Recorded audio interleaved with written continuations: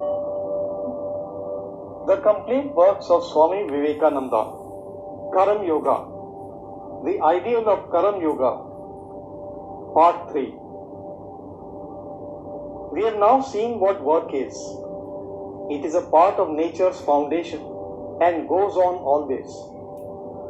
Those that believe in God understand this better because they know that God is not such an incapable being as will need our help. Although this universe will go on always, our goal is freedom. Our goal is unselfishness, and according to Karmayoga, that goal is to be reached through work. All ideas of making the world perfectly happy may be good as motive powers for fanatics. But we must know that fanaticism brings forth as much evil as good. The Karmayogi asks you, why you require any motive to work other than the inborn love of freedom? To be beyond the common worldly motives, to work you have the right, but not to the fruits thereof.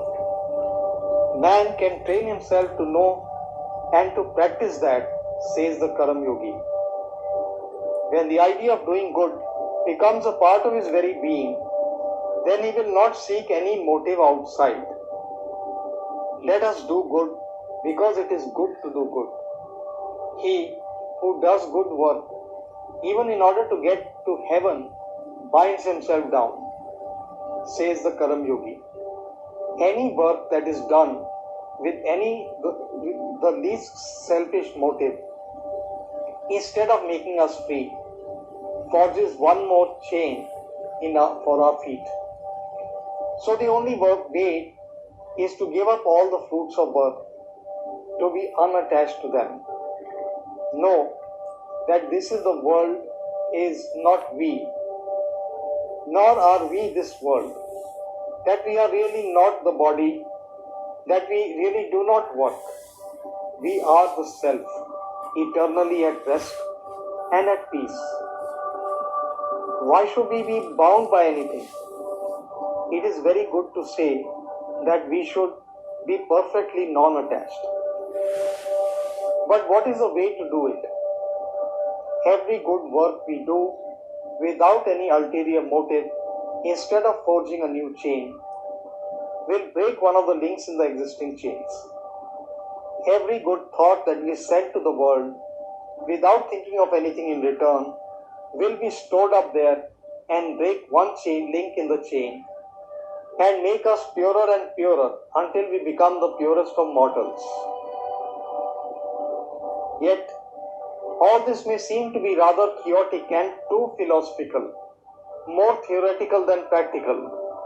I have read many arguments against the Bhagavad Gita, and many have said that without motives, you cannot work. They have never seen unselfish work except under the influence of fanaticism, and therefore they speak in that way. Let me tell you in conclusion a few words about one man who actually carried this teaching of Karmayoga into practice. That man is Buddha.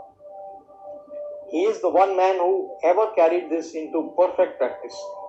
All the prophets of the world, except Buddha, had external motives to move them to unselfish action.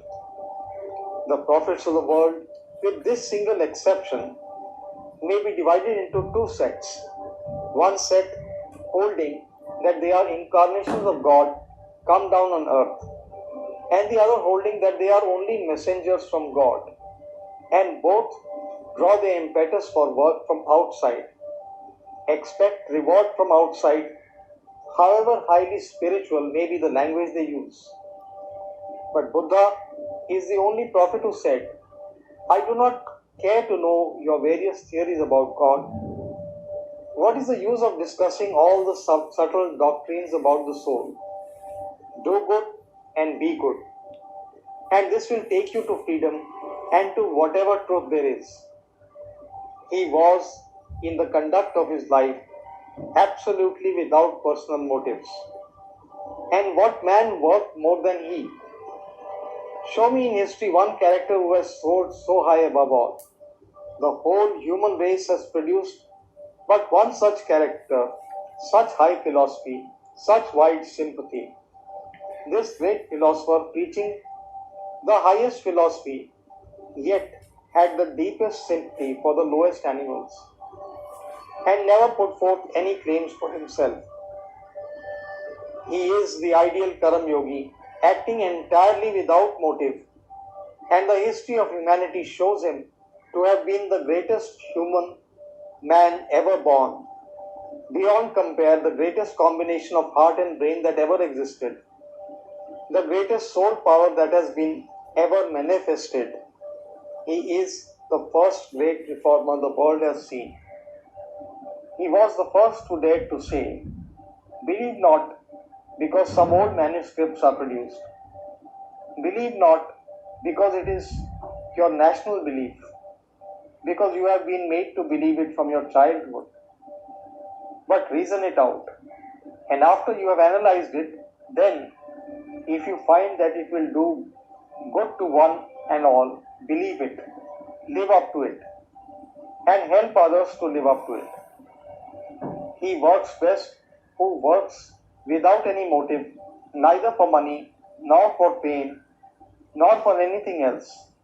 And when a man can do that, he will be a Buddha. And out of him will come the power to work in such a manner as will transform the world. This man represents the very highest ideal of Karma Yoga."